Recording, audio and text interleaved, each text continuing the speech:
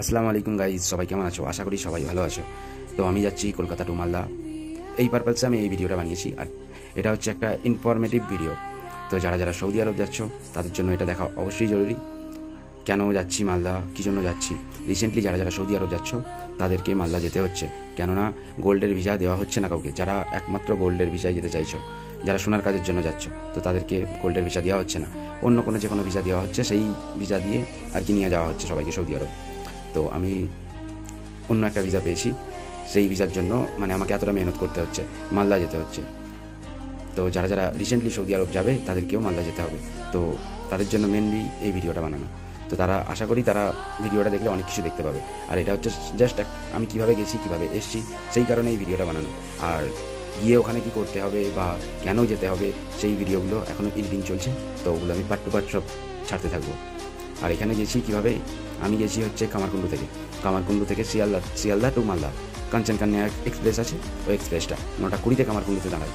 আর ঠিক ভোর 4টের আগে মালদা স্টেশনের পরের স্টেশনে নামতে হবে। বালুকা রোড বলে একটা স্টেশন রয়েছে, ওখানে নামতে হবে। তো ওখান থেকে তোমাদেরকে 4টের সময় নামিয়ে দেবে। ওখান থেকে অফিস আরও 10-15 মিনিট, 30 টাকা ভাড়া নেয়।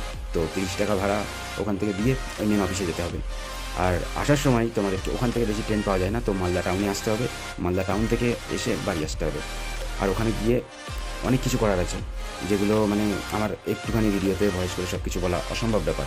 তো এর জন্য বড় আরও ব্লগ আছে, সেগুলোতে পার্ট টু পার্ট পুরো বোঝানো থাকবে, যে কীভাবে তোমরা যাবে বা কীভাবে গিয়ে ওখানে কী কী করবে, সেগুলো সব বোঝানো থাকবে।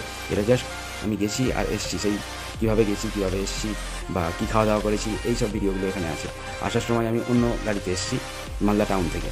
গাড়িটার নাম হলো বালুরঘাট এক্সপ্রেস, ওটা মালদা টাউনে এসে দাঁড়ায়। তো মালদা টাউন থেকে ওটা আসছে হাওড়া স্টেশন ভোর 5টায় ঢুকিয়ে দেয় গাড়িটা। তো ভালো গাড়ি, অসুবিধা নেই। আমি ওই গাড়িতে যাতায়াত করেছি।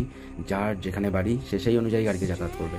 আর আশা করি ওখানে যাতে কাউকে না থাকতে হয়, যাতে সে তার টাইম অনুযায়ী যেতে পারে বা কাজ মিটিয়ে তাড়াতাড়ি বাড়ি চলে আসতে পারে, আমি সেই রকমই ব্যবস্থা করে দেবো। সেই অনুযায়ী ভিডিওটা বানিয়ে দেবো, যাতে তাদের সুবিধা হয়, মানে যারা যারা এই ভিডিওটা দেখবে আর যারা যারা সৌদি আরব যাবে তাদের জন্য এগুলো অসুবিধা এত না হয়, আমার যেরকম অসুবিধা হয়েছিল।